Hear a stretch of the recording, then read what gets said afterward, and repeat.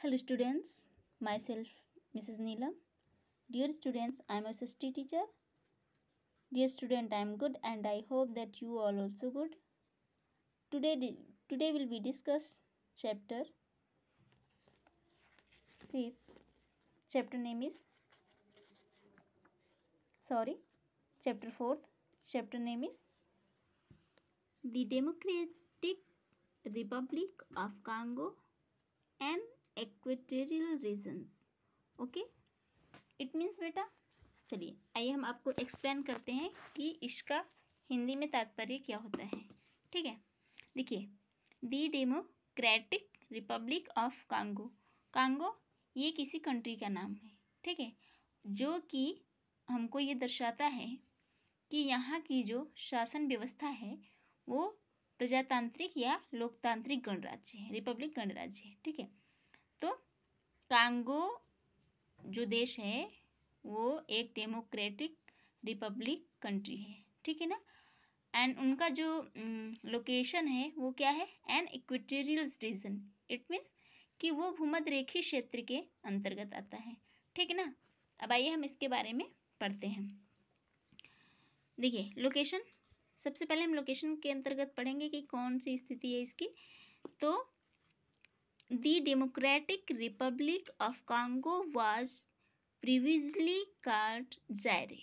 ठीक है बेटा, देखिए जो लोकतांत्रिक गणराज्य कांगो था ये प्रीवियसली कॉल्ड जायरे, ये पहले शुरू में यानी इससे पहले वो जायरे के नाम से जाना जाता था। जो आज कांगो के नाम से जाना जाता है वो इससे पहले जायरे के नाम से जाना जाता था, ठीक है। It lies in the continent of Africa. ठीक है, यह अफ्रीका महाद्वीप के अंतर्गत है, यानी ये अफ्रीका महाद्वीप में स्थित है, ठीक है।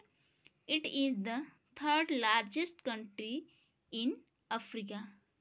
और ये जो हम कांगो जो कंट्री है, देश है, यह अफ्रीका का तीसरा बड़ा देश है, ठीक है ना, यानी उसके अंतर्गत 3 बड़ा है, ठीक है। The world's largest desert, the Sahara Desert, lies to the north of the Democratic Republic of Congo।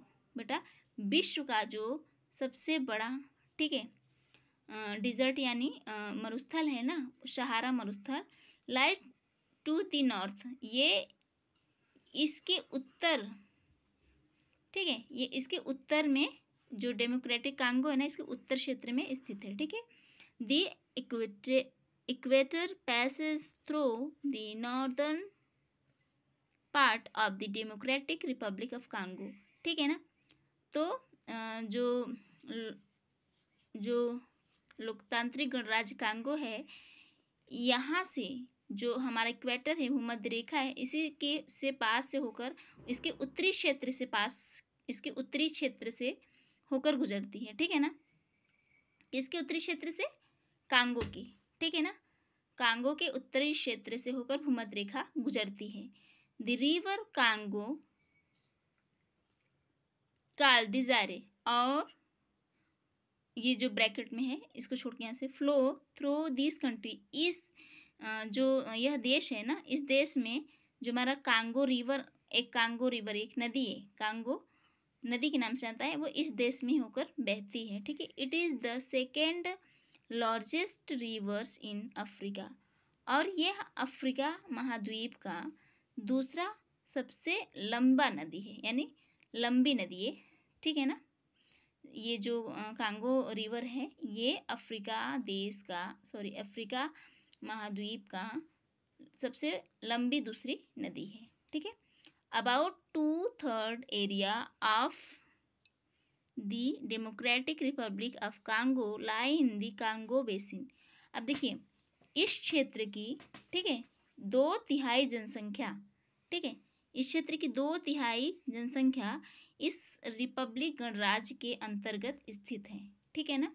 इस बेसिन माने बेसिन मतलब कि तलहटी, ठीक है ना, इसके क्षेत्र में स्थित है। The Democratic Republic of Congo is situated in the equatorial region. जो हमारा कांगो रिपब्लिक यानी गणराज्य है, ठीक है, ये इक्वेटोरियल रीजन यानी भूमध्यरेखीय प्रदेश में स्थित है, ठीक है ना। अब देखिए, it lies between 5 degree north and 13 degree south. अब देखिए, ये 5 अंश उत्तरी एंड 13 अंश दक्षिणी तथा इक्वेटोरियल यानी कि भूमध्यरेखीय अक्षांश के मध्य स्थित है, ठीक है, और 12 अंश पूर्वी तथा 30 डिग्री पश्चिमी मध्य स्थित है, ठीक है ना, मेरिडियंस के मध्याह्न स्थित है। The map, just minute, the map below show in the equatorial regions in the world. अब देखिए, ये मैप दिया है ना, इसमें जो भी भूमध्यरेखीय विश्व के जितने भी भूमध्यरेखीय क्षेत्र हैं वो यहाँ पे इंडिकेट किए गए हैं। आइए कुछ इमेजिन्स फैक्ट हैं, थोड़ा सा पढ़ लेते हैं। The Democratic Republic of Congo was ruled by Belgium till it became independent in the 1960। अब देखिए, जो हमारा रिपब्लिक डेमोक्रेटिक यानी कि गणराज्य कांगो वॉज रूल्ड कि पहले यहाँ पे बेल्जियम का शासनकाल था, ठीक है ना, और फिर ये इससे पहले 1960 से पहले वहाँ का शासनकाल था यहाँ बेल्जियम का, ठीक है ना। The Democratic Republic of Congo was called Belgians Congo. इससे पहले देखिए, जो प्रजातांत्रिक गणराज्य कांगो है, ठीक है ना, यहाँ पे बेल्जियन कांगो था ये इससे पहले। द नेम वाज चेंज, जिसका नाम बदलकर टू जायरे इन 1971, 1971 में इसका नाम बदलकर कांगो वैसे रख दिया था, पहले जायरे रख दिया गया, ठीक ना। The currency of the Democratic Republic of Congo is Congolese French, और यहाँ का जो करेंसी है ना वो कांगोलेस फ्रेंच, ऐसा इस नाम से जाना जाता है, ठीक है। The total area of the Democratic Republic of Congo is 344,858 square kilometre के एरिया में स्थित है, ठीक है। जस्ट मिनट, वेट बेटा।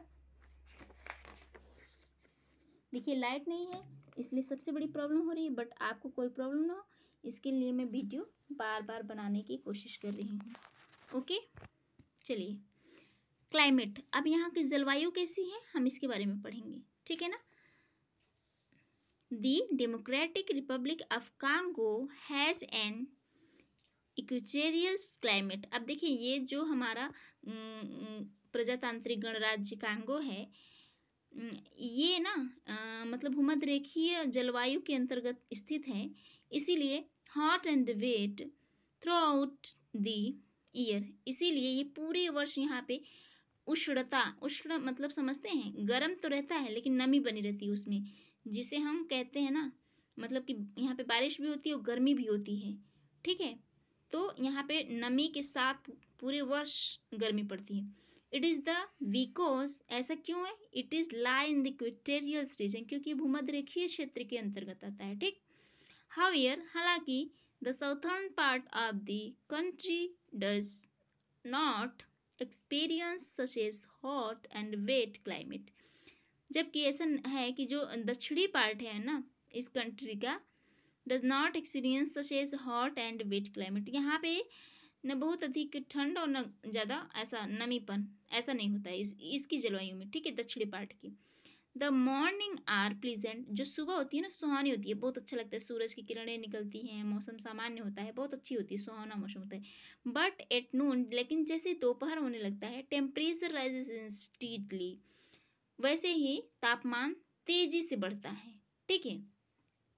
The day time temperature range from 25 degree Celsius to 33 degree Celsius. अब देखिए, जो दिन के समय का तापमान होता है वो यहाँ पे 25 डिग्री सेल्सियस से 33 डिग्री सेल्सियस तक बढ़ जाता है, ठीक है। द नाइट टेम्परेचर में not fall below 20 degree Celsius, और रात का भी जो तापमान होता है 20 डिग्री सेल्सियस से नीचे नहीं गिर पाता है, ठीक है। This causes formation of the clouds by the afternoon, ये पूरा जो तापमान है ना ये दोपहर के तक ऐसा बना रहता है। दस the tree is very rainfall for the short period, इसलिए यहाँ पे हैवी मतलब भारी वर्षा होती है, ठीक है ना, फॉर अ शॉर्ट पीरियड के लिए, कुछ समय के लिए। जैसे उष्णता होती है, उमस होती है, क्यों? क्योंकि जो सूर्य की किरणें होती हैं थोड़ी सी इस क्षेत्र में सीधी पड़ती हैं, और जिसके कारण जो भी जल है वो वाष्प बनकर उड़ जाता है, और ऐसा बार बार प्रक्रिया होने से यहाँ पे तेजी वर्षा होती है कुछ समय के लिए। तीसरे पर यहाँ पे तेजी से वर्षा होती है, ठीक है, कुछ समय के लिए। This happens almost every day through out the year, और ये प्रोसेस जो ये प्रक्रिया होती है ना, ये घटना एक दिन की बात नहीं है, पूरे वर्ष ऐसे कंटिन्यू होता है, ठीक, एकदम उमस के साथ थोड़े समय के लिए तेजी वर्षा होती है, ठीक है। The average rainfall varies ranges from 150 centimetre to 200 centimetre, और ये बारिश का जो मतलब कि इसका जो माप है ना वो कितना है, 150 सेंटीमीटर से 200 सेंटीमीटर के बीच यहाँ की वर्षा होती है, इससे कम तो हो ही नहीं सकती, जबकि ये बहुत अधिक वर्षा है, ठीक है ना। The days and the nights are almost the equal length, 3 is no distinct the season here. देखिए यहाँ के दिन और रात सामान्यतः की बराबर ही होते हैं, इसीलिए यहाँ के जो सीजन्स मौसम होते हैं ना वो सामान्यतः बने रहते हैं। कहा नहीं जा सकता कि यहाँ पे बहुत 3-3 4-4 महीने गर्मी सर्दी, ऐसा कंडीशंस नहीं होता है, ठीक है। तो हमें लगता है कि आज के लिए में इतना काफ़ी है, छोड़ना चाहिए, क्योंकि इससे ज़्यादा अगर हम एक्सप्लेन करते हैं आपको तो हो सकता है प्रॉब्लम नहीं आपकी इच्छा। तो चलिए थोड़ा सा यहाँ का जो वेजिटेशन है, यानी यहाँ पे जो हरा भरा मौसम है, यहाँ का साग सब्जी और यहाँ का जो पेड़ पौधे हैं उनके बारे में हम थोड़ा सा जान लेते हैं किस टाइप का है। चलिए आइए पढ़ते हैं। Tropical rain forest cover major parts of the Democratic Republic of Congo. अब देखिए उष्ण, अब ये ट्रॉपिकल जो होता है ना, इस क्षेत्र, ये जो उष्णकटिबंधीय क्षेत्र के अंतर्गत जो जंगल विभाग आते हैं, cover major parts of the Democratic Republic Congo, इसका जो मुख्य भाग है वो इसी के क्षेत्र के अंतर्गत आता है, ठीक है। The forest remain green through out the year, जो जंगल होता है पूरे वर्ष हरा भरा रहता है, ठीक है ना। The trees in this forest grow very tall forming a canopy that they prevent sunlight from the reaching the ground। देखिए यहाँ का जो पेड़ होते हैं ना इतने लंबे होते हैं ना, ठीक है ना, कि जिससे होकर सूर्य की किरणें बड़ी मुश्किल से ही पृथ्वी तक पहुँच पाती हैं, ठीक है ना, अन्यथा सूर्य की किरणें इसे चीर कर नीचे पहुँच भी नहीं पाती हैं, ठीक है।